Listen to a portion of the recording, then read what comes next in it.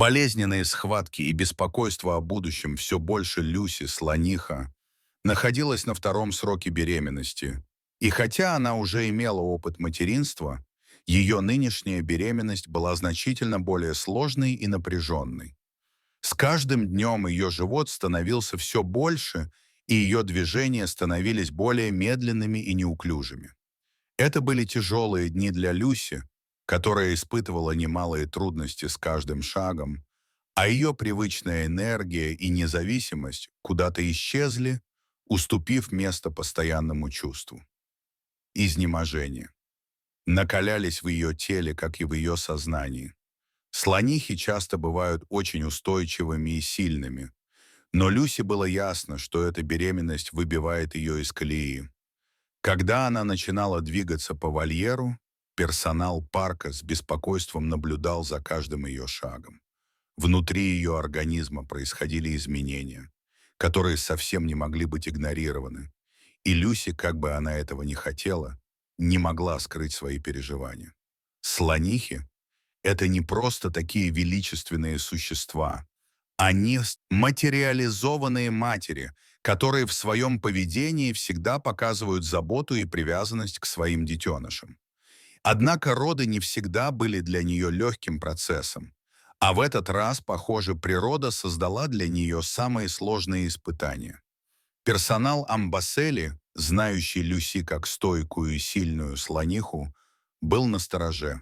Они заметили изменения в ее поведении и уже заранее подготовились к возможным родам. Один из смотрителей, опытный в таких делах, подошел к другим работникам и сказал: «Люси выглядит как-то иначе. Она явно чувствует, что что-то происходит. Пора уже вызвонить ветеринара». Когда специалист по слонам прибыл, его внимание сразу привлекло беспокойное поведение Люси. Каждый ее шаг сопровождался тяжелым дыханием. Ее огромный живот мешал ей двигаться так свободно, как раньше. Несколько раз она останавливалась, явно испытывая боль, и начинала повторять те же движения. Ходьба по вольеру, легкое терзание деревьев хоботом, попытки найти удобное место для отдыха. «Этот процесс будет долгим», — сказал ветеринар своим коллегам. «Слоны редко рожают близнецов, и если это действительно будет двойня, мы должны быть готовы к сложному исходу». Он знал, что для слона роды могут быть опасными, и особенно если они сопряжены с таким редким случаем, как близнецы. В этом случае даже сама природа сталкивается с определенными проблемами. Трудно кормить и ухаживать за двумя младенцами одновременно, а для Люси такие роды могли быть слишком тяжелыми. Процесс родов был мучительно медленным. Люси передвигалась по вольеру, ее хобот метался в разные стороны, а крики, которые она издавала, звучали как отчаянные просьбы о помощи. Персонал, каждый раз подходивший к ней, ощущал сильную тревогу. Родам предшествовала необычная тишина, но затем она стала все громче, и сотрудники уже не могли не заметить, что слониха не в силах скрывать своего страха. Боль становилась невыносимой, и каждый час, казавшийся вечностью, добавлял беспокойства. Слоновья стая, которая всегда поддерживала своих членов, теперь образовала защитный круг вокруг Люси. Это было естественное поведение. Все слоны в стае, независимо от возраста и опыта, всегда помогали друг другу, особенно в такие важные моменты жизни. Несмотря на их огромный размер, их поведение было заботливым и чутким, что также играло свою роль в борьбе Люси за жизнь своих детенышей. Когда, наконец, случилось невероятное, и слониха родила не одного, а двоих детенышей, это вызвало настоящий шок среди персонала парка. Они стояли в изумлении, осознавая, что стали свидетелями одного из самых редких явлений в мире дикой природы — рождения слоновьих близнецов.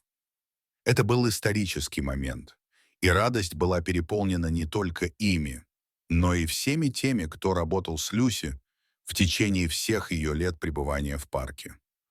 «Близнецы!» — вскрикнул один из рейнджеров, подбегая к остальному персоналу, чтобы показать то, что только что произошло. «Это невероятно! Но радость вскоре сменилась обеспокоенностью. Из-за редкости такого события никто не мог точно предсказать, как будет развиваться ситуация.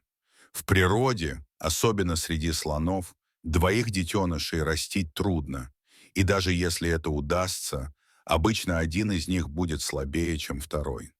В дополнение к этому одна из главных проблем — это трудности, с которыми сталкивается мать, пытаясь ухаживать за двумя малышами, особенно если они слишком долго не могут встать на ноги или испытывают трудности с кормлением. Старшая дочь Люси, слониха, которая уже взрослая и сама имеет опыт материнства, проявила свою незаинтересованность в новорожденных.